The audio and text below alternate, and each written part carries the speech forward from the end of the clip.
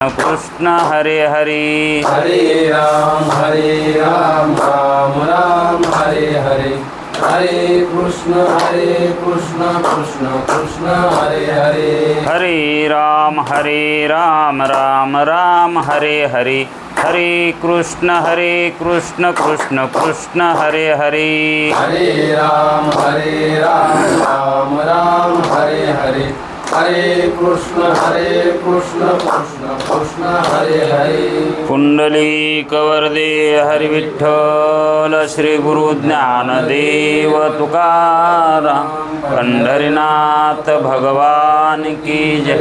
माऊली ज्ञानेश्वर महाराज की जय। जगद्गुरु तुकाराम महाराज की जय। गुरुदेव रघुनाथ महाराज की जय। श्री विनायक साकरे नाम विश्रुतम येषां चरण सानिध्यात् जीवा मुक्ता भवन्ति। साखरे वंशविख्यातं ज्ञानदानपरायणं विनायकं गुरुर्वन्दे भवबन्धविमुक्तये।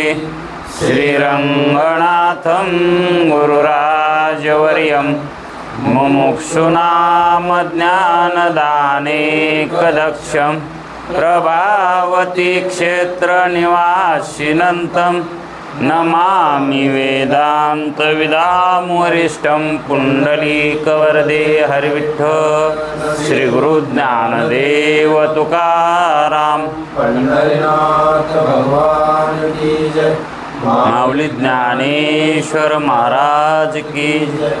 जो आनंद सत्य प्रकाश विभो आणि आधार नाम रूपास बुद्धी न जाणे आणि जाणे ही त्यास तो अपार शुद्ध परमात्मा मीची असे माझे अवतार स्वरूप समुद्रावरती जनो तरंग ब्रह्मा विष्णु महेश गणपती सूर्य चंद्र वरुण यम रविती देवी कुबेर ही तैसेची जो सर्वज्ञानी दयाघन मुनी हृदयी ज्याचे करीती ध्यान त्याचे बुद्धी उपाधी करुण मिथ्या बाण मजची माझी होतसे।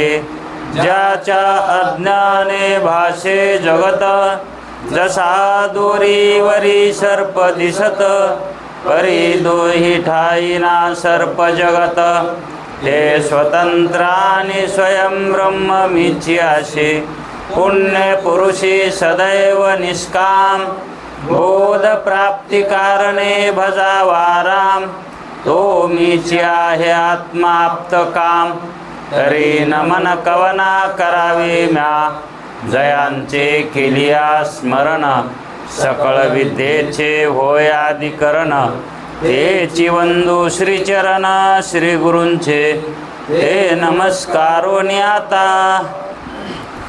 चल विचार सागर तरंग 6वा परिच्छेद 51वा विद्वानाची प्रवृत्ती आणि निवृत्ती प्रारब्धाच्या अधीन आहे किंवा अधीन असते। प्रवृत्ती आणि निवृत्ती ही प्रारब्धाच्या अधीन असते। कुणाची? तर विद्वानाची। ह्या परिच्छेदामध्ये हे जे सांगायचं त्यांना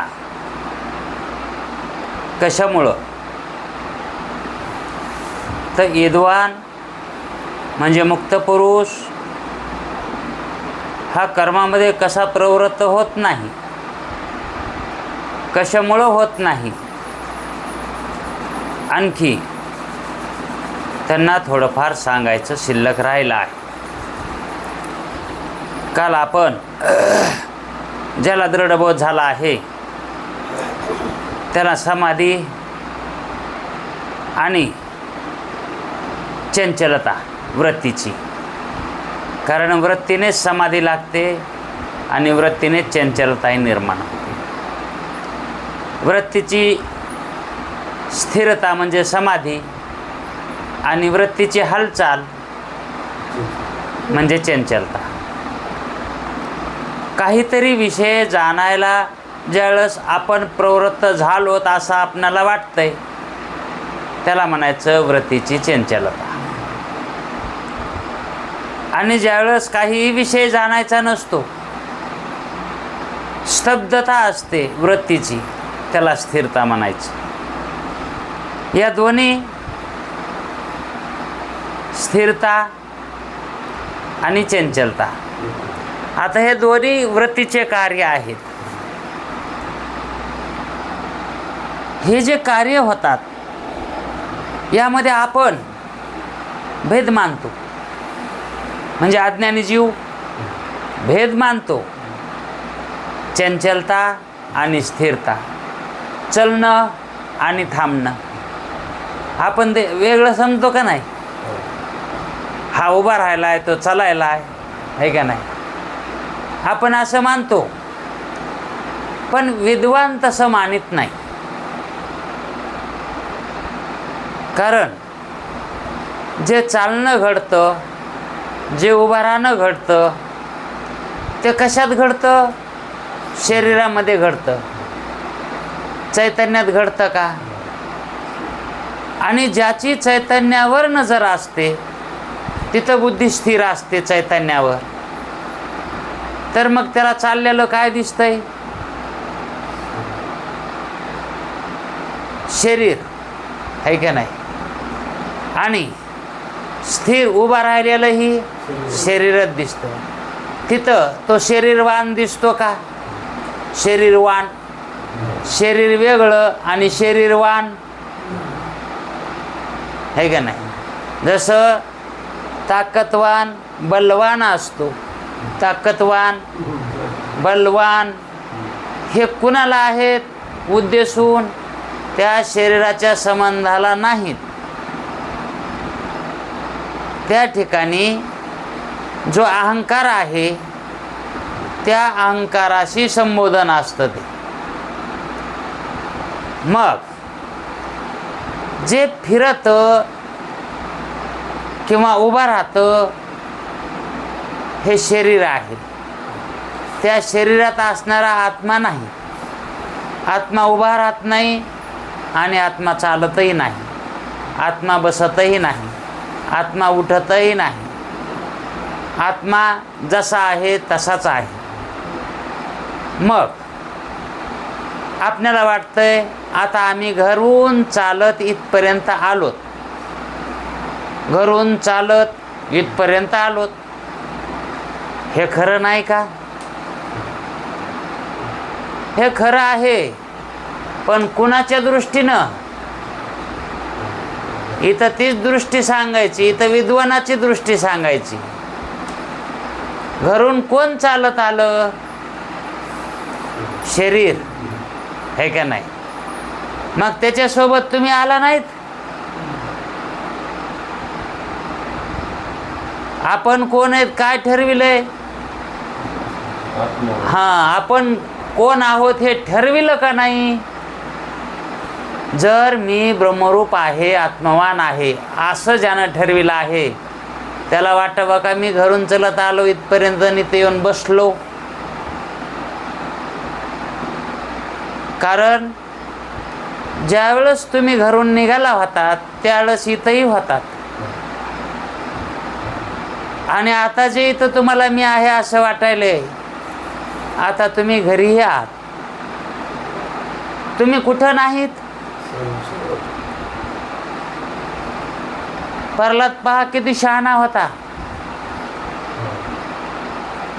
कारण त्याचा पिता म्हणला तुझा देव कुठे? हा, ते कुठे सांग.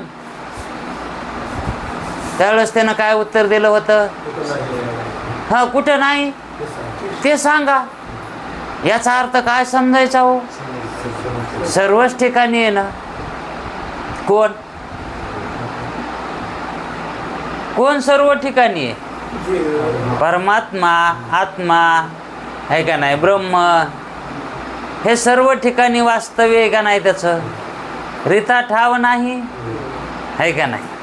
आत हरी, बाहेर हरी, हरीने घर कोण दिले आहे का नाही? मग आपण जे घरून निघालोत आणि इथं येऊन बसलोत असं जे वाटायले, हा भ्रम आहे का ज्ञान आहे? हे भ्रमज्ञान आहे का सत्य ज्ञान आहे? ज्या जीवाने अंतकरणाच्या ठिकाणी अहमत्व आणि ममत्व धारण केलेलं आहे, त्याला वाटतं मी चालायलो, बोलायलो, ऐकायलो, बसायलो, उठायलो, चलायलो, असं कुणाला वाटतंय? ज्याला मी देह आहे त्याला वाटतंय.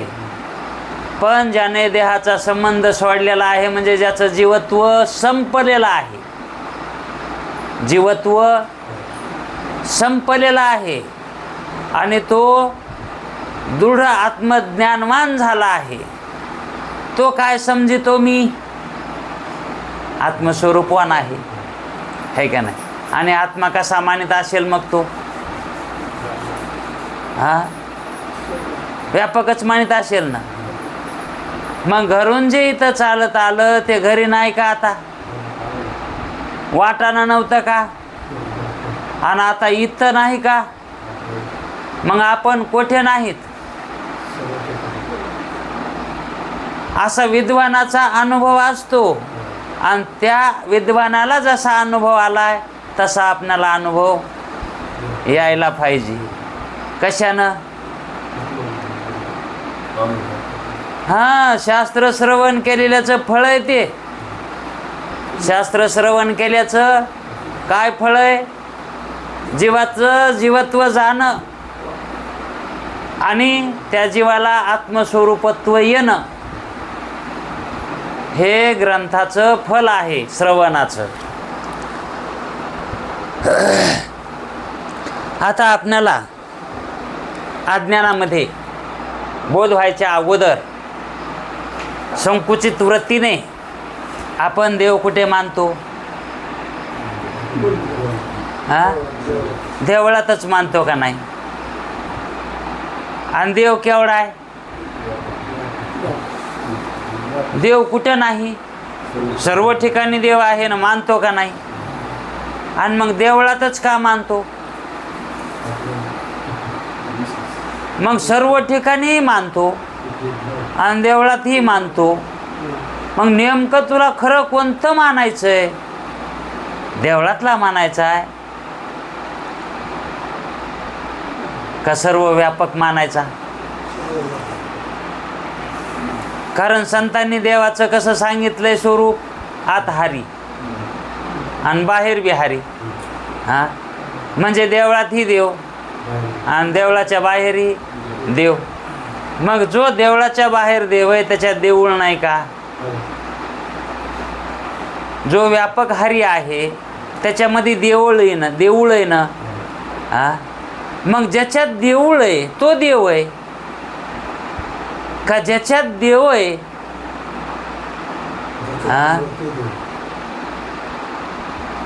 जे देवळात आहे तो देव आहे. ज्याच्यात देऊळ आहे ते देव मानायचा. ज्याच्यात देऊळ आहे आणि देवळात जे आहे तो देव मानायचा. आता कसं झालं हे?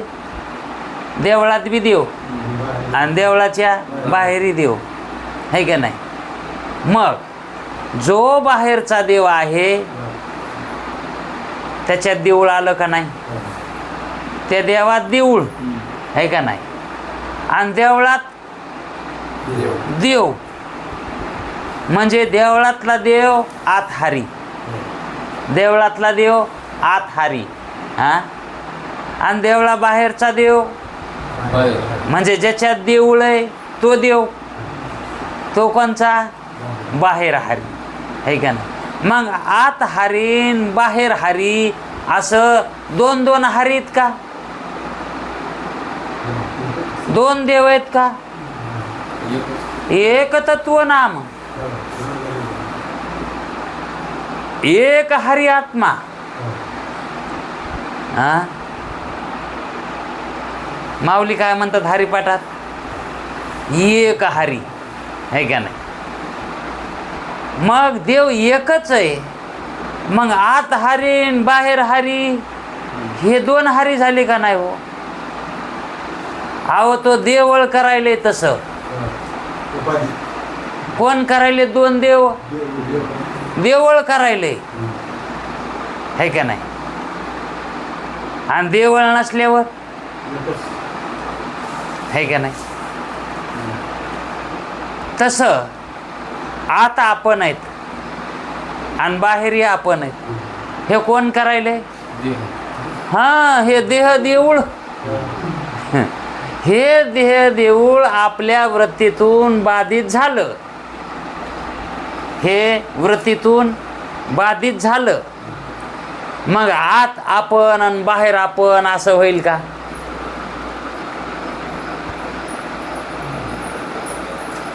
कुंभाराच्या इथून गाडगं आणलं, आहे का नाही? आणि त्या गाडग्यामध्ये आकाश दिसलं आणि गाडग्याच्या बाहेरही, गाडग्याच्या आतही आकाश आहे, रिकामी पोकळी गाडग्याच्या मधात, आणि गाडग्याच्या बाहेर बी आहे ना. मग बाहेर जी पोकळी आहे त्या पोकळीत गाडगं आहे का नाही? आणि त्या गाडग्यात बी आकाश आहे, पोकळी आहे. मग गाडग्यातली पोकळी आणि गाडग्याच्या बाहेरची पोकळी ह्या दोन पोकळ्या आहेत का? दोन आकाश आहेत का? ते पोकळी म्हणजे आकाश. ह्या दोन दोन आकाश आहेत का? आकाशाला दोन करा येत आहे का? दोन आकाश करता येतात का? मग दोन का म्हणून वाटायलंय? त्या गाडग्यामुळं. आणि जर ते गाडगं फुटलं तर नीट आकाश लागे. हां, कुठे वाटे लागे? गगना भेटे. एरवी अहो एरवी तरी तिथंच होतं ते. हा, पण वेगळं का वाटू लागलं? त्या घाटामुळं. तसं आपणाला आपण वेगळे का वाटायलो? या देहामुळं, है का नाही? ही उपाधी वेगळं करायली. उपाधीचा काय धर्म आहे? वेगळं करून दाखविणे. ते धर्मच आहे ना उपाधीचा, वेगळं करून दाखविणे, है का नाही? आणि मग आपण जे घरी होतात का तेच इतरले आहोत, आणि वाटाने येतानाही आपणच होतो. हां, पण ते देहा संबंधीनं वाटायले. पण आता इथं आहोत तर घरी कसे? हे कळणं म्हणजेच विद्वानाच्या अधिकाराला जाणं. कारण आपण स्वरूपानं व्यापक आहोत आणि त्या व्यापक स्वरूपाच्या सत्तेवर प्रकृती चालत असते. व्यापक जे व्यापक तत्व आहे ब्रह्मतत्व, त्या तत्वावर प्रकृती हां चालते, बोलते, ऐकते. हे धर्म कशामुळं? ते त्या प्रकृतीमध्ये ह्या क्रिया कशामुळं व्हायला? त्या विशेष चैतन्यामुळं. त्या अंतःकरणामध्ये विशेष चैतन्य निर्माण व्हायले आणि ते विशेष चैतन्य ह्या क्रियाला कारण आहे का नाही? त्याला निमित्त कारण म्हणतात. मग आपण विशेष स्वरूपाने आता इथं आहोत. आता हे आपलं काय आहे? विशेष स्वरूप आहे. मग इथे आपलं विशेष स्वरूप आहे. पण आता घरी आपलं कसं स्वरूप आहे? है का नाही? ते सामान्य स्वरूप आहे का? तिथं अंतःकरण कुठे आहे? तिथं आता अंतःकरण इथं आलं ना. मग विशेष स्वरूप जिथं अंतःकरण असेल तिथंच ते निर्माण होतं ना, आहे का ना. जिथं अंतःकरण असेल, जिथं जाईल तिथं विशेष स्वरूप कारण अंतःकरणात विशेष स्वरूप निर्माण होत असतं. आणि जिथं अंतःकरण नाही तिथं सामान्य स्वरूप असतं आपलं. मग आपण सामान्य रूपानं कुठं नाहीत. मग आयसा ज्याचा भाव झाला त्याला कुठं दुर्दैव आहे. मग तुम्ही कुठे बी जा बरं, संघच आहे ना ते. हा, तुम्ही तुमच्या संघच आहेत ना. तुम्ही तुम्हाला सोडून कुठे फिरतात का? आपण आपल्याला सोडून फिरायचंय. मग आपलं व्यापक स्वरूप जसं आता आपल्याला कळायले की आपण कसे आहोत, व्यापक आहोत, है का नाही. पण विशेष स्वभावाला कुठं यायलो, जिथं अंतःकरण असेल तिथं. आणि जर ते अंतःकरण बिघडलं तर मग आपलं काय व्हायले, अंतःकरणाचं काय व्हायले, क्रिया व्हायनात त्याच्यात. त्या अंतःकरणात क्रिया करायच्या बंद पडल्या, कारण ते काय झालं, बिघडलं, है का नाही. मग ते पुन्हा चालू नाहीच झालं तर अंतःकरण हे जर नाही चालू झालं तर मग आपण कुठे असतो त्यावेळेस. हा, जसं हे स्थूल अंतःकरण आहे तसं सूक्ष्म एक अंतःकरण आहे ना. मन, बुद्धी, चित्त आणि अहंकार अंतःकरण. आता हे किती झाले, 4. 5 कर्मेंद्रिय, 5 ज्ञानेंद्रिय, 5 प्राण, किती झाले, है का नाही. अंतःकरण जर एक धरलं तर 16 होते, है का नाही. आणि अंतःकरणातले 4 तत्व जर मानले अंतःकरणाला तर 19 व्हाल येतं. मग जिथं 19 तत्व आहेत हे स्थूल आहेत का सूक्ष्म आहेत, है का नाही. पण खरं अंतःकरण कोणतं आहे मग, सूक्ष्म का स्थूल. हा, मग खरं आपलं विशेष स्वरूपाला जे आपल्याला याचं आहे, विशेष स्वरूपाला ते येण्याला कारण स्थूल आहे का सूक्ष्म आहे. हा, मग खरा देह कोणता आपला, आणि हे देह हे स्थूल देह. हे खरं घराचं बांधकाम, घराची बिल्डिंग कशावर असते, है का नाही. आणि ते दिसत आहे का, हा. आणि इटा प्लास्टरनं झाकून गेले त्या. हा, मग वजन कशावर आहे, ते छताचं. हो, त्या इटावर बी आलंय, पायावर बी आलंय, है का नाही. सगळं त्या छताचं वजन प्लास्टरवर आहे का, आणि प्लास्टरचं तेवढं सामर्थ्य आहे का ते वजन तोलायची. हा, तसं हे प्लास्टर आहे नुसतं. हा देह म्हणजे काय, नुसता प्लास्टर आहे. आणि खरा देहवान आपण कसे समजा, आपला देह मानला असतं. हे देह मानायचं आहे का, हे स्थूल देह आहे. हा, पण हे कशावर चालत आहे, याच्यातलं मन गेलं, बुद्धी गेलं, चित्त गेलं, कर्मेंद्रिय गेले, ज्ञानेंद्रिय गेले, 5 प्राण गेले. या देहाचं काय करावं पुन्हा. याच्यात मन नाही, बुद्धी नाही, चित्त नाही, अहंकार नाही, 5 ज्ञानेंद्रिय बी नाहीत. म्हणजे दिसाना बी ऐकू येईना झालंय, मऊ कठीण लागाना झालंय, नाकानं श्वास कळाना झालाय, बोलता येईना.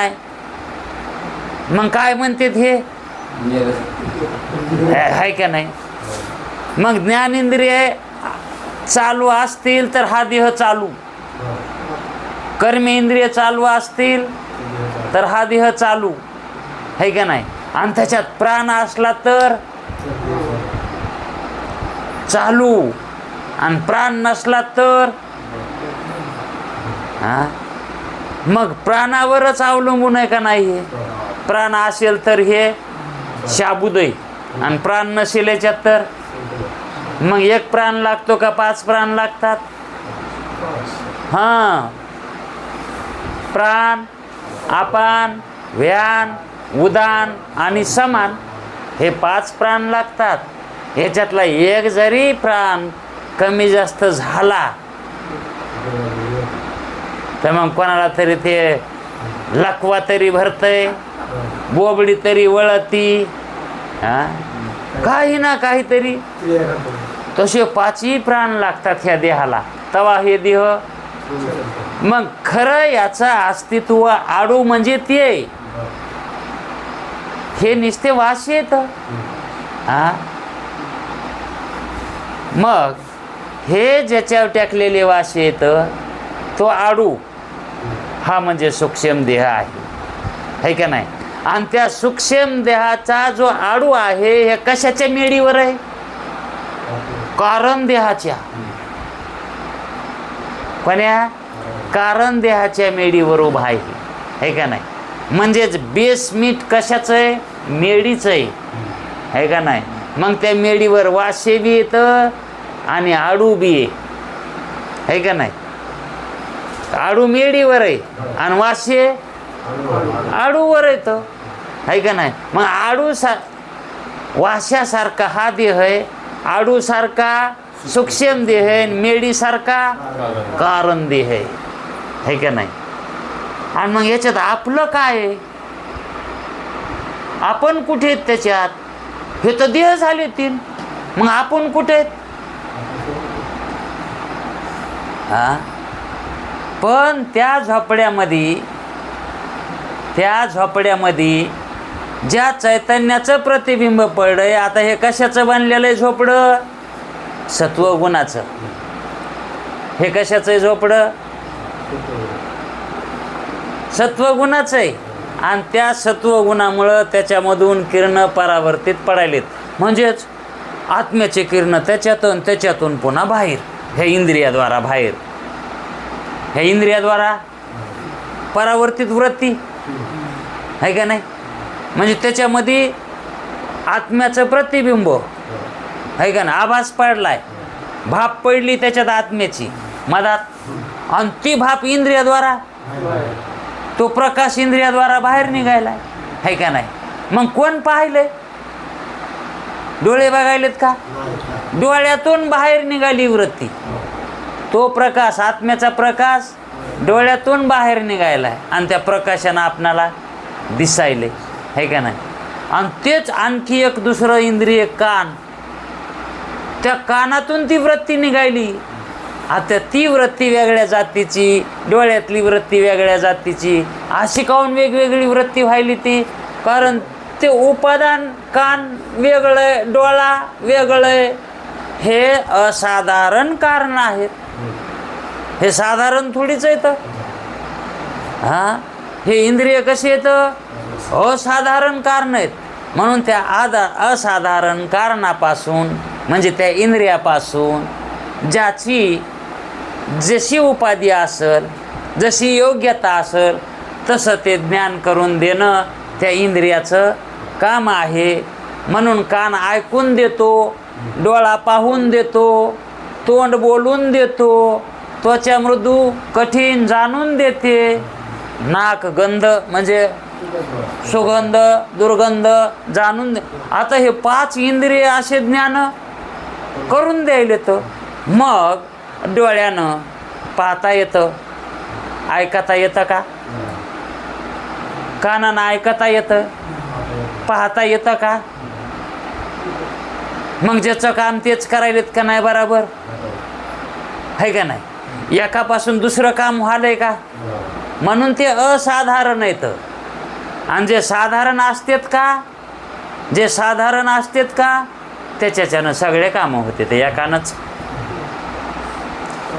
एकापासून अनेक जे काही क्रिया घडतात त्याला साधारण म्हणायचं. आणि एकापासून एकच क्रिया घडती त्याला काय म्हणायचं? असाधारण म्हणायचं. गाडगं करायला काय काय लागतंय कुंभाराला? त्याचे हे थापट्यानं चाक आहे का नाही, हे लागत आहे ना त्याला. त्याला कपल म्हणते ते, हे साचे साचे साचे त्याला कपल म्हणते. तर ते आता त्याच्याकडं जे त्याचे ते कोणते साधन आहेत, ते साधारण आहेत का असाधारण आहेत? कुंभाराच्या जवळ जे साधन आहेत ते बनवायला गाडगं, त्यानं कापड बनवायचं का? कुंभाराचे त्या कापड बनवाय दुसरं साधनं लागतात का नाही? हा, मग कुंभाराच्या इथं जे गाडगे बनवायला साधनं आहेत, हा, ते साधारण म्हणायचं का असाधारण? असाधारणच आहेत ते. त्यानं कापड बनत नाही. कापडाला लागणारं जे साहित्य आहे त्यानं घट बनत नाही. तसं डोळ्यानं ऐका येत नाही, डोळ्याने ऐका येत नाही, पाहताच येत आहे. का म्हणून? असाधारण कारण आहे ते. हा, अहो एखादी भारीची वस्तू असली ना म्हणते तर असाधारण आहे. हा, कसं? अहो आमचं कुलूप तर कोण्या बी केलीनं उघडत आहे. आमचं कुलूप झटका दिलं तरी उघडत आहे, पण कोणाच्या बी केलीनं उघडीत आहे, उघडा येत आहे. तो म्हणतो आमचं तसं नाही बाबा, आमच्याच केलीनं आमचं कुलूप उघडत आहे, दुसऱ्याच्या केलीनं कसंच उघडत नाही. मग याच्यात त्याचं कुलूप साधारण का ज्याचं कोणाच्या केलीनं उघडत आहे त्याचं साधारण? साधारण कोणाच्या केलीनं उघडायले त्याला काय म्हणतात आपण? आणि असाधारण, हा, ते एकाच केलीनं उघडत आहे आणि त्याच्याच इथल्या केलीनं उघडत आहे, म्हणून ते असाधारण आहे. तसं डोळ्यानंच पाहता येतंय, दुसऱ्यानं कशानंच पाहता येत नाही. म्हणून काय झालं ते? मग तसं शास्त्र ब्रह्मज्ञान दुसऱ्या विद्येनं होत आहे का? फक्त ब्रह्मज्ञानानंच ब्रह्मज्ञान होत आहे का? नाही, ब्रह्मविद्येनंच ब्रह्मज्ञान होण्याची प्रक्रिया शास्त्र सांगतंय, वेद सांगतंय. हा, मग हे शास्त्र साधारण का असाधारण? असाधारण आहेत, है का नाही? संत हे काय करतात? मोक्ष प्राप्त करून देतात, है का नाही? दुसरं कोणी देत आहे का? मग संत कसे येतं? असाधारण आहेत, ते साधारण नाहीत. हा, एरी म्हणतो ते का साधारण माणसं असतात का? हा, जे असाधारण असतं ना ते विशेष असतं, विशेष. जे असाधारण असतंय ना ते विशेष प्रकारचं असतंय. तसं मग आपण जे असाधारण रूप आहोत, हा, ते विशेष. मग ते ह्या असाधारण इंद्रियापेक्षा विशेष आहेत का सामान्य आहेत? म्हणजे असाधारण आहेत का साधारण आहेत? आत्मा इंद्रियापेक्षा असाधारण आहे ना, है का नाही? जसं हे इंद्रियापेक्षा मन असाधारण आहे, तसं तर ह्या 5 इंद्रियापेक्षा मन हे, कारण सगळ्या इंद्रियाचं त्या मनापाशी जातंय आणि तिथून पुन्हा आत्म्याकडे व्यवहार होतो. मनाच्या द्वारे आत्म्याचा व्यवहार आहे, इंद्रियाच्या द्वारा नाही. इंद्रियाच्या द्वारा आत्म्याचा व्यवहार नाही, मनाच्या द्वारा होय संवाद. आत्म्याचा आणि मनाचा संवाद झाल्याशी इंद्रियाशी होत नाही. म्हणजे अगोदर जे काही राजा म्हणून बसलेला आहे, कोण? आत्मा. तो प्रधान असणाऱ्या मनाकडूनच कार्य करून घेतो. ह्या कुळवाडीतला, ह्या कुळवाडीचा कारभार मनाकडून करून घेतोय आत्मा. आणि त्या मनाला स्वतंत्र करता येत नाही, कारण त्याच्या अस्तित्वालाही आत्मा कारण लागतो. कारण अंतःकरण राहिलं तर मन त्या ठिकाणी कारभार करायला. आता शेतीच जप्त झाली तर मन काय करणार आहे? हे बिघडून बसलं, तळं फुटलं आणि जमीन सगळी पाण्याखाली गेली, मालक काय करेल? ती दिसायला तर पाहिजे ना. तसा हा देह कुचकाला, तिथं ते मन बुद्धी काय करणार आहे? पण ते अगोदर ते ना कमविलेला असतंय. कोणी? त्या सूक्ष्म देहानं काय कमविलेलं असतंय? पाप पुण्य, पाप पुण्याची कमाई. आणि त्या कमाईवर ते सूक्ष्म देह दुसरा असा देह धारण करतो. आणि मग त्याला काय दुसरा विलाज आहे का काही? ते पाप पुण्याचं फळ कोणी भोगायचं? त्याच्यासाठी भोगायचं शरीर तर लागन ना.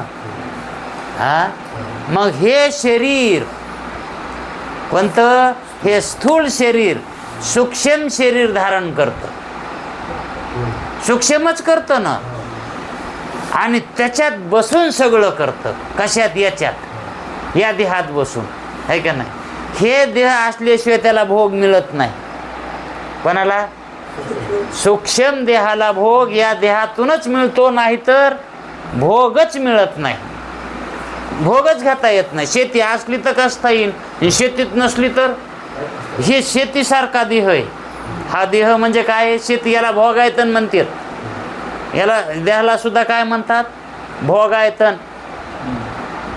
मग तसं जे आपल्याकडून पापकर्म पुण्यकर्म जे झालेले आहेत त्याचं संचित बनलंय, आणि ते संचित हे शरीर मिळालं की याला ते प्रारब्ध म्हणून भोगायला तेच येतं, आणि त्या प्रारब्धावर हा देह चालतो. म्हणून या देहालाच प्रारब्धही म्हणतात. या देहालाच काय म्हणतात? प्रारब्ध आहे. हा देहच प्रारब्ध आहे का नाही? मग हा देहच प्रारब्ध आहे, तर मग ज्ञानवानाचे कर्म जे काय घडतात ते प्रारब्धाच्या अधीन घडतात का तो स्वतः कृत्य करतो म्हणून घडतात? मग त्याचं सगळे कर्म कसे असतात? ज्ञानवानाचे प्रारब्धाच्या अधीन असतात. आता ज्ञानवानाचे झाले कर्म प्रारब्धाच्या अधीन. ह्या जीवाचे, सामान्य जीवाचं कसं आहे? त्याचं बी तसंच असेल ना हो. प्रारब्धावरच आहे ना सगळं. मग प्रत्येक हे काय जन्माला आलेले जे जीव आहेत ते सगळं प्रारब्धावरच चाललेत ना. प्रारब्ध नसले तर हे जन्माला आले कसे असते? भोगायला काही नसलंच नसतं तर कशाला आले असते इथं? अहो जर पाठीमध्ये काहीच नाही तर भोईन मासे घेऊन बाजारला कशाला काय घेऊन जाईन? जाळ्यात काय पडलंच नाही तर भोईन बाजारात कशाला जाईन? बाजारात कवा जाते ती? जाळ्यात काहीतरी मासे पडले तर ती मग डालग्यात भरून बाजारला जाती, हे का नाही? पण काय जाळ्यातच आलं नाही तर मग कशी जाईन ती बाजाराला? तसे आता हे भोई हे बाजाराला इथं आले त्यार ते काहीतरी याच्या जाळ्यामध्ये पडलेलं आहे, म्हणजेच पाप पुण्य काहीतरी आहे तवाच हे जन्माला आलेले आहेत. आणि मग इथं जन्माला आलेत तर इथं त्यांना काय भोगायला? जे केलेलं आहे कर्म त्याच कर्माचा भोग त्यांना इथं भोगायला यावं लागतं, आहे का नाही? आलेत ते आरती ते मनानं आलेत का? यावं लागलंय. यावं लागलंय का? येतेत? यावंच लागत आहे. येतेत म्हणल्यावर म्हणावं झालं. आणि यावंच लागतंय म्हणल्यावर पराधीन झालं. म्हणून जीव पराधीन आहे. जीव कशामुळे? तर पराधीन त्याच्यामुळे. आणि ती पराधीनता घालवायची असेल आणि स्वतंत्र ईश्वरासारखं स्वतंत्रता प्राप्त करून घ्यायची असेल तर ईश्वराचं स्वरूप आणि आपलं स्वरूप हे एकच आहे. उपाधीमध्ये दोघाचा भेद आहे हे ज्ञान करून घेणं आणि त्याचा निश्चय बांधणं म्हणजेच त्याला म्हणतात उद्धार करून घेणं. त्याला काय म्हणायचं? हां, ईश्वराला आहे का काही सुखदुःख? आहे का नाही? संताला नाही तर, आणि जीवाला आहे तर. का म्हणून? संताला काय नाही, हा प्रारब्ध नाही, आहे का नाही? पण देह घेऊन येतात का नाही? संत देहात येतात, आहे का नाही? पण त्या देहाला प्रारब्ध असते का? मग त्यांचे कर्म कसे होतात? देव देहाला येतो का नाही? देव देहात येतो ना. आता कृष्ण आला, राम आला, हे बी देहधारी झाले ना. बरं, हे झाले ते कशासाठी झाले?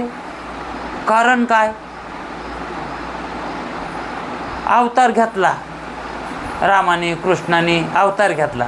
कशासाठी घेतला? जीवाच्या उद्धाराकरताच ना. का त्याचा उद्धार करून घ्यायचा होता? हा, संत ही अवतारित झाली कोणाकरता? जीवाकरता, आहे का नाही? मग ते कोणासाठी येतात? आपल्यासाठीच ना, जीवासाठी. मग आपल्यासाठी येतात म्हणजेच आपल्याला कळून देण्यासाठी, उद्धार आपला होण्यासाठी. मग ते उद्धार करून देतात का उद्धाराची वाट दाखवितात? आणखी त्याच्यात बारीक उद्धार करतात का उद्धाराची वाट दाखवितात? उद्धार मग आपल्यालाच करून घ्यायचा आहे का ते करून देतात? हा, आपण आपल्यालाच करून घ्यायचं आहे. ते फक्त मार्गदर्शक आहेत, वाटाडे, ते वाट दावणारे येत, आहे का नाही? हा, आम्ही वैकुंठवासी आलो याची कारणाशी, बोलिले जे ऋषी साच भावे वर्ताया. झाडू संताचे मार्ग, आडराणी भरले जग. वचिष्ठाचा भाग कोणता तरी शिव म्हणले तर, म्हणजेच हा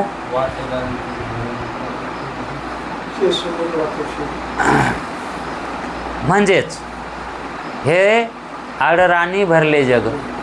जग कसं आहे? आडरानात आहे, म्हणजेच वाटावर आहे का?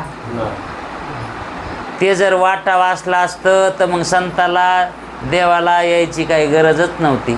वाटावर नाही तर मग कुठं आहे? आडरानात आहे का नाही? त्याला वाटाव घालायचंय नुसतं काय करायचंय? वाट दाखवायची. बाबा ही वैकुंठाची वाट आहे, ही मोक्षाची वाट आहे. हा, वाट दाखविण्यासाठी आले तर झाडू संताचे मार्ग, आहे का नाही? त्या वाटा बंद झाल्या होत्या, जीवाला कळा नाही गेलं. आता पण याच्यामध्ये एक गंमत अशी आहे, संत येतात ते देहधारी होऊन येतात. कारण असं तर येताच येत नाही ना, जगात याचं म्हणल्यावर देह घ्यावाच लागतो का नाही? हा, मग ते देहधारी देह घेऊन येतात. पण त्या देहात आल्यावर जीव त्याच्यावर आपल्यासारखाच समज धरतो.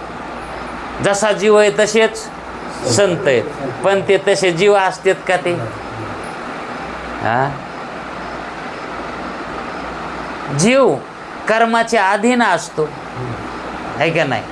आणि संत कर्मातीत असतात, आहे का नाही? त्यांना कर्माची गरज आहे का? तरी पण ते कर्म करून दाखवितात, करून दाखवितात. आता ते करतात ते त्याच्यासाठी करतात का दुसऱ्यासाठी करतात? हा, दुसऱ्यासाठी करतात ते, आहे का नाही? म्हणजे जीवासाठी, आहे का नाही? त्याला त्याच्यासाठी गरज आहे का? म्हणजेच करुणी सायास शिकविती, सायास करून शिकवतात, आहे का नाही? सायास म्हणजे सायास म्हणजे प्रयत्न आहे, पण चांगलं करून दाखवितात. सायासानं उल्हासानं करतात ते, नाही तर त्याच्यात उल्हास असावा का हो? करायची गरज नाही, करावं लागायला त्याच्यात उल्हास असतंय? करायची गरज नाही पण मग त्याच्यात उल्हास असतंय का? पण संत त्याला म्हणतात सायाशे. आता इथं माऊली सुद्धा म्हणतात सायाशे प्रपंच करिशी दिन. सायाशे करिशी. आता सायाशे करिशी म्हणजे जीव कसा प्रपंच सायासानं करायला, तसं परमार्थ संत सायासानं परमार्थ करून दाखवितात, है का नाही? पण आता जीव सायासानं प्रपंच करतो, त्याच्यात ते आसक्ती आहे, काहीतरी फलाच्या इच्छेनं करतो, म्हणून तो सायासानं करायला. पण संताला इथं काय गरज आहे? पण हे कोणासाठी करायलेत संत? जीवासाठी करायलेत, है का नाही? देह काष्टविती परोपकारी, नाही तर त्याला देह काष्टाची काय आवश्यकता नाही ना, है का नाही? मग हे संत जे येतात जगामध्ये, ते देह धारण करून येतात, पण ते कोणासाठी? तर जीवासाठी, है का नाही? त्यांना कीव येते जीवाची, है का नाही? यांना मोक्ष उद्धार यांचा व्हावा म्हणून. पण जीव त्याच्यावर विश्वास ठेवीतच नाही. कशावर? संतांवर. हे संत आहेत म्हणून होतो, करतो का विश्वास?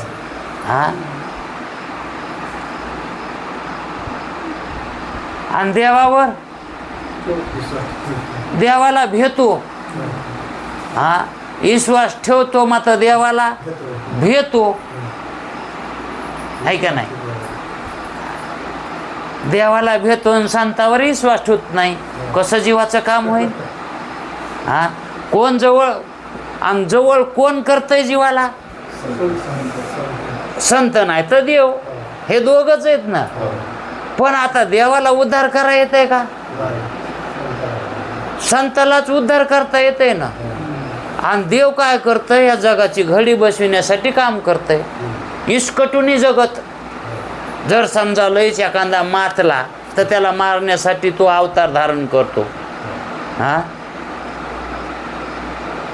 देवाचं काम अवतार धारण करून काय करतो? तो शिकवितो का तो? आणि संत शिकवितात, है का नाही? म्हणजेच देवाचं काम संताला करता येतं पण करीत नाहीत. देवाचं काम संताला करता येतंय पण करीत नाहीत. आणि संताचं काम देवाला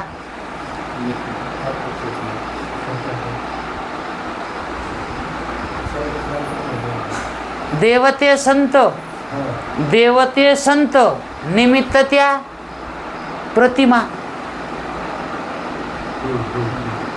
देव ते संत, देव ते संत, संत ते देव, देव ते संत, निमित्त त्या प्रतिमा. उगा निमित्ताला भेद आहे, नाहीतर एकच आहेत ना, आहे का नाही? मग देव म्हणजेच कोणता? त्या ब्रह्मकोटीतला देव, ईश्वर मानायचा. इथं ईश्वराच्या या कोटीमधला, जीवकोटीतला मानायचा नाही. मग तो देव जीवाला जर संत भेटत नसला आणि जीवाची तर इच्छा झाली, तळमळ व्हायली, काही मी उद्धार पावी, काही कृपा करील नारायण, असा तळमळ करायला एखादा मुमुक्षू, तर त्यावेळेस त्याला जर संत नाही भेटला तर त्याचं काम देव करतो. कसा? तो देवच गुरु होतो. तो देवच काय होतो? आपणची देव होय गुरु. अर्जुनाला कोणी शिकविलं? उद्धवाला कोणी भागवत सांगितलं? देवानच. आणि तो देव देव म्हणून भागवत सांगू लागला का गुरु म्हणून? मग हां, पण तो देवच होता का नाही? मग देव आणि संत हे एकच आहेत बाबा. हां, पण त्यानं ते काम केलं म्हणून तो देव, आणि ह्या चैतन्यानं हे काम केलं, त्यानं ती उपाधी घेतली, यानं ही उपाधी घेतली. आपल्या जीवाच्या देहासारखं होऊन आला तो संत, आणि ज्यानं औचित्य गाठून काहीतरी शक्ती प्रगट करून जे केलं कार्य, तो देव आहे का नाही? मग देव चमत्कार करतो, तसे संत चमत्कार करतात का? हा, संत चमत्कार करतात का? आणि देव हो कोण गोळे काय पर्वत गोवर्धन कोण गोळू दावाग्नी प्राशन केला.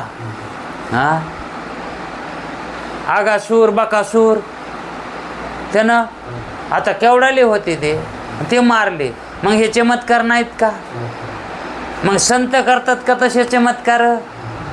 हा, बरं येत नाहीत का त्यांना? हा, मग थोडाफार चमत्कार ते येणे दाखविला नाही का?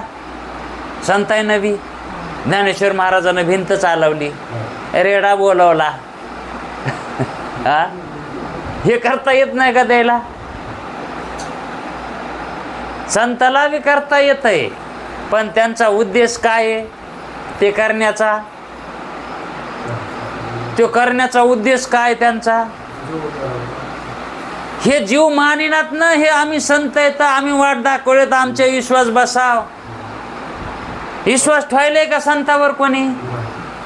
हा, ते विश्वास ठेवीनात, आणि ते विश्वास बसण्यासाठी चमत्कार करावा लागायला. नाही तर चमत्कार करायची काय गरज आहे?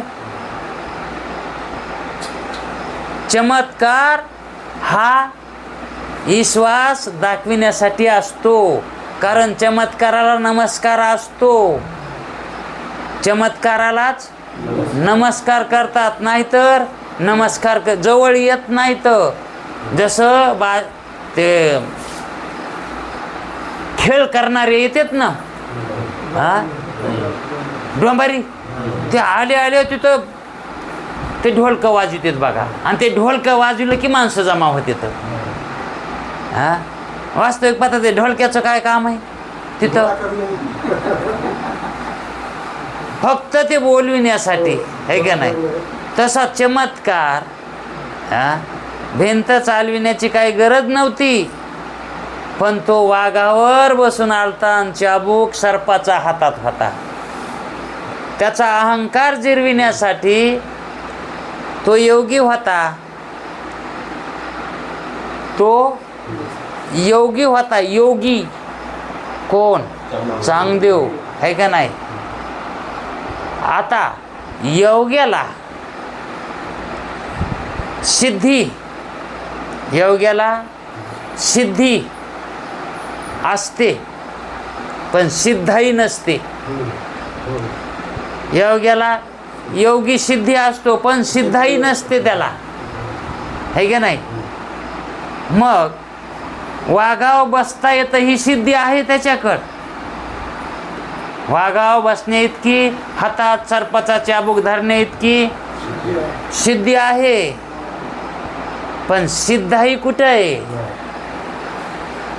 मातीचा साखर करता येते, मातीची साखर करता येते, पण माती कुठं करता येते? माती पाण्याचं तूप करा येतंय, पाण्याचं तूप येतंय करायला, पण पाणी कुठं करा येतंय? पाणी करा येतंय?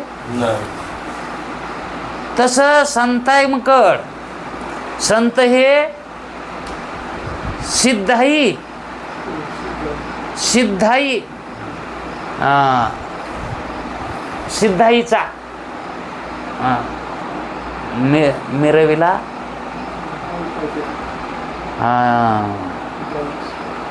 हां सिद्धाईचा एक शब्द आहे बघा तिथं. म्हणजेच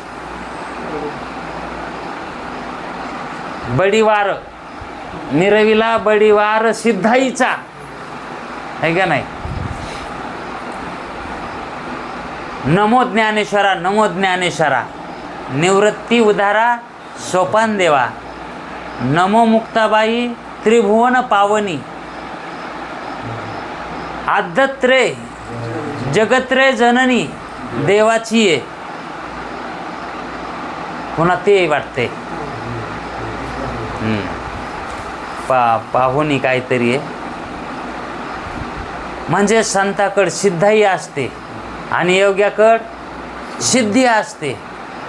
मग सिद्धाई कशी, सिद्ध कसा? तर जे जड तत्व आहे ते जड तत्व चालवणे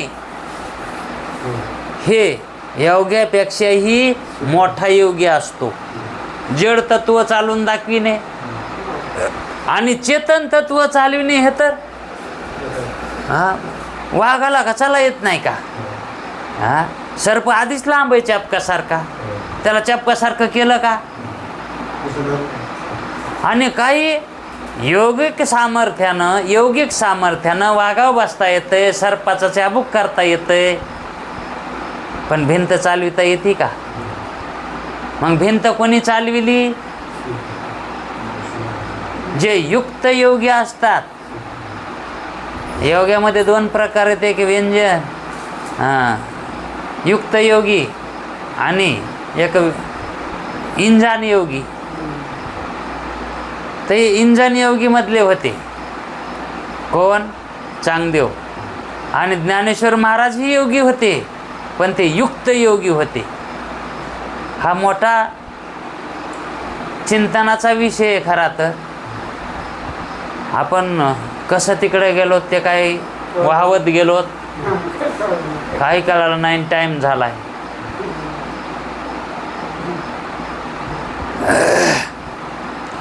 विद्वानाची कोणत्याही कार्यात प्रवृत्ती आणि निवृत्ती केवळ प्रारब्धाच्या अधीन आहे.